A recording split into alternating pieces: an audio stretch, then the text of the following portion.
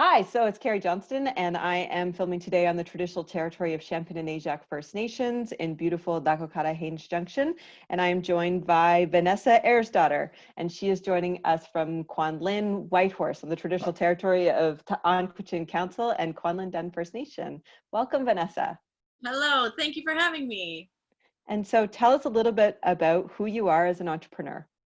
So I am a jewelry designer and textile artist, and I work with Indigenous sourced furs from throughout the Yukon Territory. And the name of your business?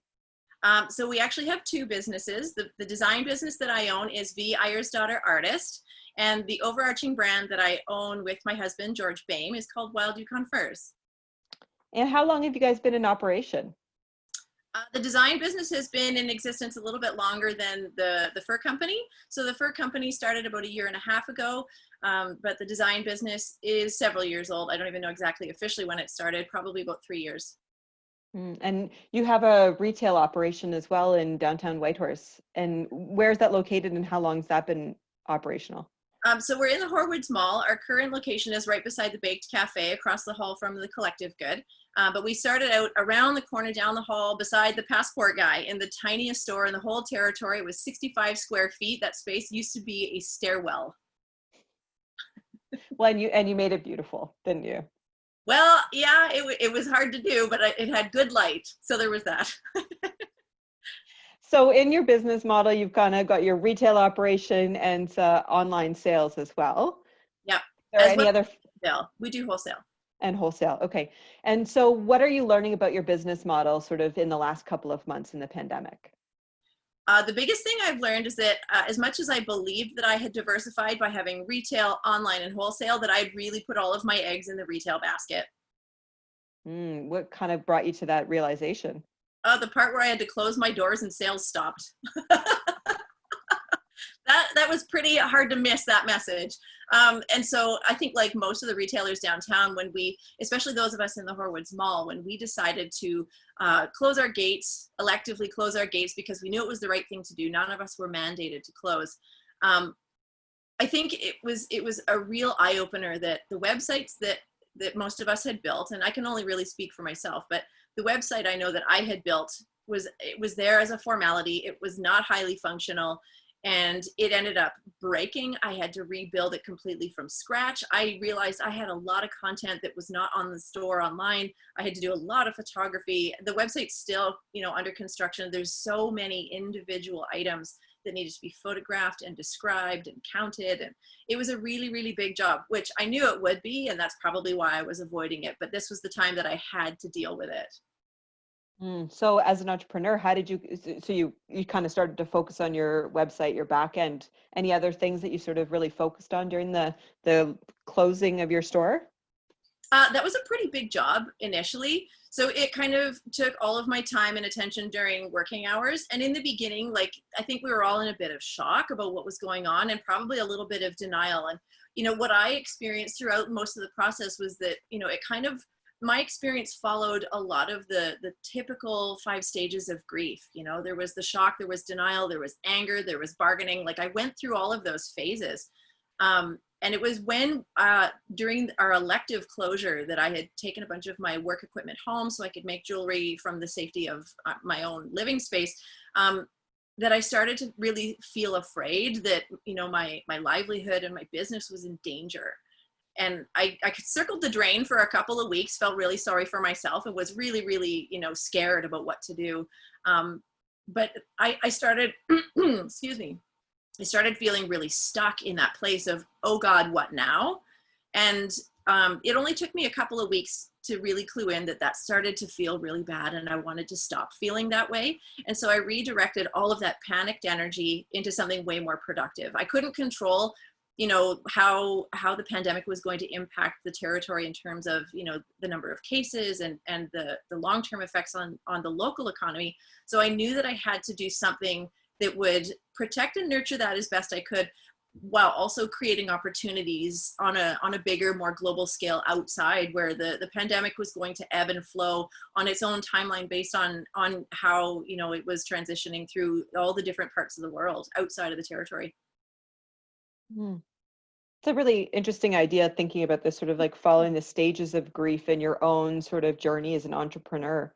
Do you have any like reflections about yourself as a leader, or as sort of your entrepreneurial capacity in that moment? Well, I mean, it's more than just a moment. Like it's been, I don't even know how many weeks it's been. It's been like 12 or 15 or 17 weeks or something, and so because it's gone through stages, and grief, as anybody who's ever lost anything, whether it's your idea of how you thought something was going to go, or if you've lost a human, or you've lost, I've even experienced a house fire, and grief manifested in a whole bunch of different ways with that as well. And it's not linear. It doesn't follow like a certain process. It just follows a certain number of things, elements of that experience. And a bunch of them, you kind of revisit them until you've resolved whatever your relationship is to those parts of it, whether it's the anger part, or the bargaining part of it. Some parts you'll come back and revisit them until you've resolved that stuff for yourself. So for me, when I started getting into the darker phases of it, I tried to be as honest with myself and with others about how I was feeling, because people want to know that you're okay. But I think at the same time, I was getting asked a lot about like, how's the business? How are you doing? And I think even though people wanted to make sure I was okay, I think more than anything, they were looking for me to reassure them that they were going to be okay. And when I managed to somehow gain the clarity that that's what was truly going on for a lot of people, I just accepted that if I was having a particularly awful day, I would be really honest about it, and if I needed the comfort, then it was usually available to me. But most of the time when I would get those queries, I was in a place where I could offer comfort to those people who were asking. And so it became a really beautiful opportunity to lift each other up and remind each other that parts of this feel really bad, but we are mostly going to be okay. Mm, that's a really lovely reflection on Yukoners. Do you have any other sort of insights? What are you learning about your client base, Yukoners, as your customer base? I think this isn't a new insight into who my clients are. They're loyal and they're not going anywhere, but I think everyone's just a little bit unsure, and that's okay. I mean, I'm selling fur jewelry. It's stuff that most people don't really need. It's a luxury. And if, especially when we were on stay-at-home orders and we weren't going places and we weren't connecting with people, aside from Zoom meetings where we're all putting on our good earrings and keeping our pajama pants on, there wasn't a big demand for what I was selling, and so that's when I knew I was forced to innovate. And I'm more of a person who likes to come up with a plan, and I'm more action oriented. And so sitting in that place of stuckness and the, oh God, what now? I had to put that anxious energy into something productive. I needed to do something. And so I had to come up with a new strategy for how I was going to grow the business according to the goals that had been laid out, when we began. But we'd kind of had to accelerate some of the goals, as to when we were going to start achieving them. Okay, so the big question, how are you thinking about your business differently with this pandemic? What are you sort of pivoting to? What I'm pivoting to is targeting a global audience. And so I've been spending the last several weeks working on a PR strategy that has me working in tandem with bloggers, with the big fashion magazines, direct to celebrity promotions, things like that are going to bring the product to a bigger audience beyond the territory. The territory has been so incredibly supportive of what we're doing, and we definitely want to keep serving that really loyal customer base. But we also know that the plans that we have for this business are big, and we want to be able to not just buy some indigenous sourced fur, we want to buy all of the indigenous sourced fur. And so if we're taking in that quantity of material, we need to be producing a greater volume of finished goods and employing indigenous people. And so if that's what we're planning to do, then we need to have a bigger base of people to sell it to. Mm. So to lead that sort of thing, do you have any reflections on leadership for some of the sort of strengths that you'll need to harness within yourself and your partner in business as you sort of like move into this next phase? Yeah, we're kind of right now making it up as we're going a little bit, because this wasn't something we were planning to do for a couple of years yet. But because of the situation that we're faced with, our choice was either to just keep doing what we were doing and potentially have the business not survive because the revenue stream had dropped so significantly, or do something bigger. And so as far as leadership goes, I mean, it's always just me working in the store. My husband has a full-time job. and he wants to do more. He wants to be involved, but we're both incredibly busy people. So he is my sounding board. He's the person I debrief with. He's the one that I kind of let him know what I'm thinking and planning on doing. And he gives me some really valuable insight and challenges me on stuff if maybe it's the wrong direction, or just to clarify that I am in fact partnering with the right business connections, whether it's a media publication or a model or, different outlets that, he's the sounding board in that regard.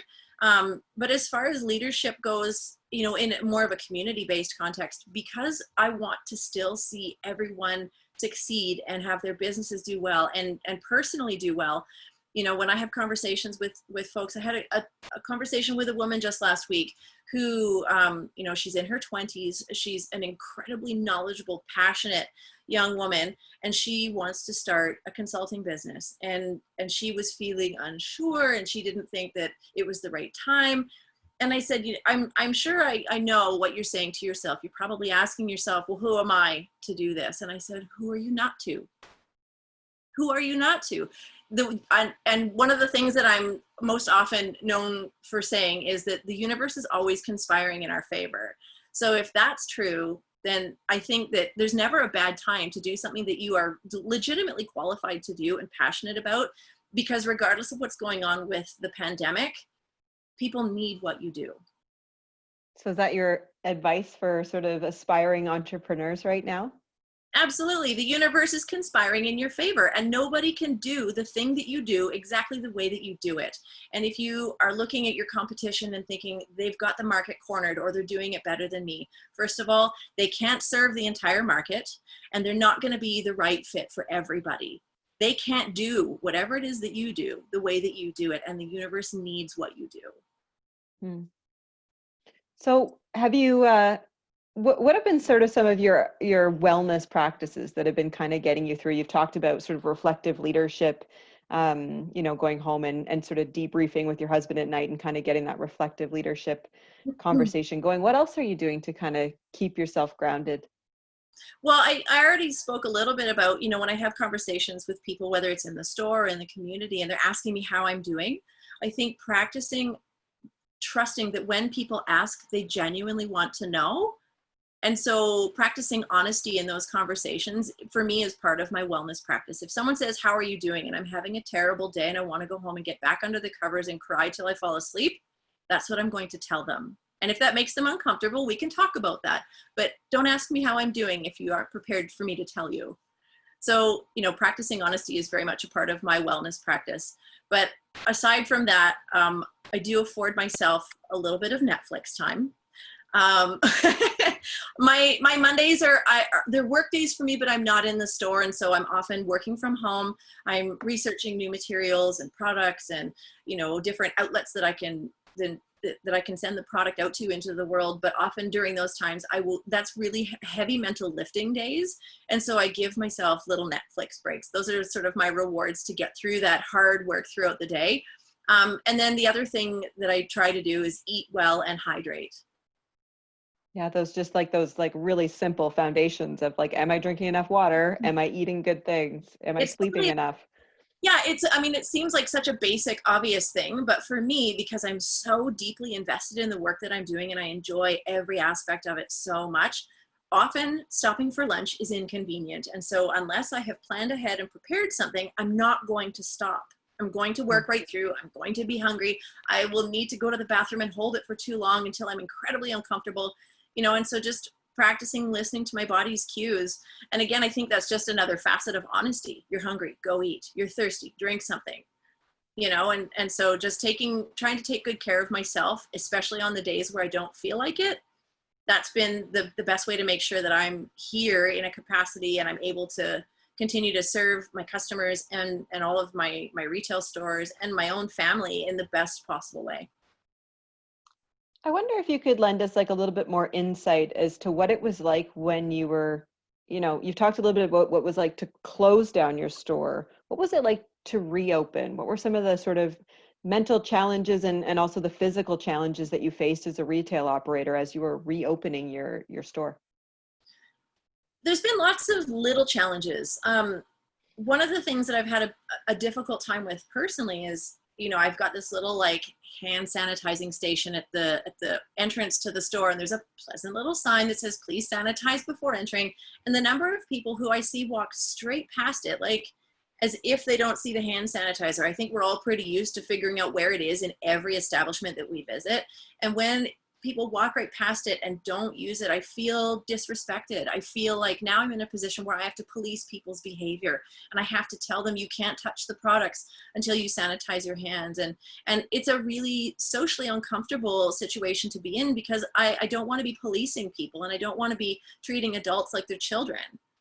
And so that's a really delicate thing to try and maintain, because the products that I have in my store, they're textiles. I can't sanitize them, and now that our borders are open, I'm having to be really careful with people and, just be really gentle and firm. And it's a delicate balance, especially as the week wears on or the day wears on. And I've reminded people all day long, like, it would just be nice if people accepted what the restrictions are and followed them. So that's really difficult. Another thing is, when I first had to hang the big plexiglass shield in front of my counter, I find that it's an incredibly awkward barrier socially. I understand what it's there for, and I believe that it's going to do its job, but it's really difficult to connect with people when you're looking at them through a glass screen. Mm-hmm. Just like we have to do on this Zoom thing all the time now, right? I know it is strange for sure, and I think we're gradually getting used to it, but you feel the difference. Mm-hmm. Yeah. What are any other sort of like aha moments, things where you're, like the way you thought about something has forever changed as a result of the pandemic?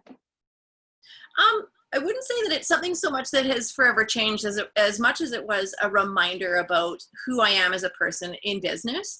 When I started to kind of spiral into the scariest, darkest parts of the early days of the pandemic and being at home and being really fearful about the future of my business, with the help of an incredible therapist, I was reminded that of my own resilience and strength and ability to adapt. And so having those conversations, in that process, I was able to get out of my own way. I started to in the beginning, I was, I've said earlier, I was kind of circling the drain, and it was very sky is falling doomsday thinking, and oh God, it's never going to get any better. And once you start that thinking, that's a really, really hard roller coaster to get off of, and so by having a really pointed conversation with somebody I trust about it, gave me the opportunity to just kind of put the brakes on and go, whoa, you're right. This feels bad. It stops right now. Now what do I do? And to create a plan in that moment, in a really supported way. And to just choose to get off the crazy ride and do something productive and take back control over the future of my business. So speaking of future, we're sort of entering into this, we're in phase 2 and talking about phase 3 for the territory in terms of reopening. What are some of your hopes for the economy of the Yukon as we reopen? Like, how do you hope we rebuild? It's a funny thing. It's a bit of a double-edged sword. I hope we rebuild quickly. I would love to be business as usual. I refrain from using language that talks about going back to normal, because it'll never be that again. And there was so much about it, life before COVID that was so far from normal. So, my aim is to achieve something that feels more like business as usual, where our bottom lines are healthy again, and our income is consistent and predictable, and we can plan for the fluctuations of visitors and revenue and expenses, and all of those things are what we know them to be, and just in that business context. So even though I would like to see that part restored as quickly as possible, of course that means that we're vulnerable in other areas, that we'd be welcoming in visitors, and already we're seeing folks coming in from BC. And it's a little bit scary. BC is not COVID free. And I was having a conversation with someone yesterday about like these exemptions that are for family to travel. And I don't understand how being the family of somebody in the territory magically exempts you from being exposed to COVID and bringing it in. Like, I think there's so much that we still don't know about COVID, despite the research, despite, the studies that are being done. And and I've had to stop my media intake because it just is really difficult on my mental health. But I know that we're vulnerable, and so that makes me really nervous. But that said, I mean, given the work that I've done to, to try and diversify how the business operates and the markets that we're trying to reach, I think that the business now is better positioned to weather another resurgence. I mean, it'll probably be painfully difficult in its own ways, but I think we're in a better position to not be so reactive. I think we'll be in a position to be proactive. That's a great place to be. And that's a testament to your skills as an entrepreneur to sort of be readying yourself for that possibility and really working on that diversification of how you do your business. Mm-hmm. Good. Any songs, movies, podcasts, books that are kind of getting you through that you'd recommend? Oh, goodness. Well, I mean, there's so much more that's happening in the world right now beyond just COVID. So in light of all of the Black Lives Matter stuff that's going on all around the world, but, that's all kind of situated in the US, I very slowly, very thoughtfully made my way through White Fragility, and I plan to read it again very soon because there was so much in there that left me so completely shook that I know I need to read it again really soon. So that it's like watching a great movie and you need to watch it again because all of the subtle stuff you've missed because the big story was so big. So it's a lot like that. So I think that one's going to stay on my nightstand for a long, long time, but it's almost like a textbook because there's a lot of actionables in there that I think I need to go through the next round with a highlighter and put a lot of Post-it flags all through it. So I've got really easy to reference points in the book. So that's a big one right now. Some of the podcasts I've been listening to, they're pretty varied. There's a couple that are business specific. I'm just looking at my list of them because I wanted to make sure that I had the names of them correct. So one is mostly, it's just fluff. It's celebrity fluff. It's called Armchair Expert with Dax Shepard. And it's ridiculous. And the podcast episodes are long, but there's hundreds of them. So if I'm, driving anywhere, that's usually what's playing because they're long and I don't have to, pull over and start a new playlist. So that's been a fun one. I also listen to The Business of Fashion, which is a really great podcast for anybody who's working in the fashion industry in any way. They have a couple of different interviewers who are speaking with fashion experts all around the world, but it's been incredible as for somebody who's worked in the fashion industry in one way or another for the last 25, 30 years to listen to some of the fashion designers who I've adored for my entire adult life and to hear that not only are they just regular people, but that they're experiencing this thing in their own unique way, but also exactly the way I am. And so their decisions that they're making in their fashion business are very similar to the ones that I'm already making in mine. So I'm feeling really validated as a business person, as a fashion designer, that my own personal values are aligning with what the industry on the whole is trying to kind of bring things into, after, the fashion industry has exploded into this gross planetary polluter, fast fashion and all of that, and the individuals who are behind these big brands, they want something different. They started these businesses for different reasons. And so I'm getting to learn about their insights, the mistakes that they've made, especially participating in fast fashion, and kind of streamlining their design process, the manufacturing process, all of the distribution, and I get to learn from these designers who are operating at a far greater scale than we are, but, learn lessons through them that can apply to what we're doing. So that's been incredible. I also like The Daily Show because Trevor Noah is smart and informed and hilarious. So that's been a fun one. And I get a little bit of my, my global news that way in a way that's really not so depressing. And then there's one that I do like listening to. It's a local one. It's called The Horse with Jenny Hamilton and Dan Bushnell. It is sweary, but it's funny. I love that one too. I do. Those are great picks. Any sort of closing thoughts as we sort of end out for today?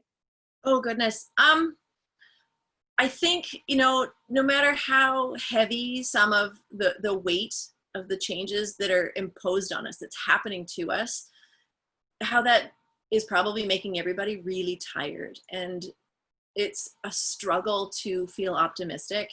I think even if you can pretend to be optimistic a little bit of the time, you start to believe it. And then it starts to be real and true and sustainable and your reality. So it's really a case of fake it till you make it in terms of your perspective on things. You know, if it's feeling like you just can't, if you're feeling awful, be honest that you're feeling awful, because the people who are checking in on you, they probably are genuinely concerned about how you're doing and they want to make sure that you're okay. So if you're not, be honest. But if you want to feel better, if you want things to, you know, to feel like it's going to feel good again, start behaving as though it does feel good again, and it probably will. Great advice. Thanks so much for your time today. Thanks so much for having me. This was really fun. See you, It was. Carrie. Bye. Bye.